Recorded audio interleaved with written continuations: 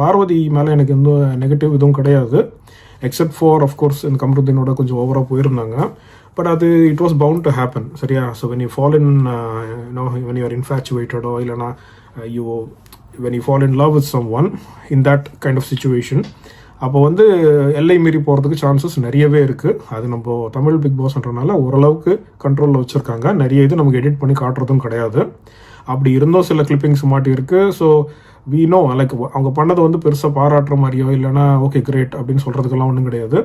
அவங்க பண்ணது என்னை பொறுத்த வரைக்கும் நாகரிகமான விஷயமா அப்படின்னா லைவ் டிவியில் நாகரிகமான விஷயம் கிடையாது. பட் வென் யூ ஹேவ் எவ்வளோ 65 கேமராஸா 60 கேமராஸோ, இவ்வளோ கேமராஸ் முன்னாடி நீ வந்து you need to be your self அப்படின்னா, அதாவது பி யோர் செல்ஃப்னா பாயிண்ட்ஸ் கொடுக்கல இல்லையா?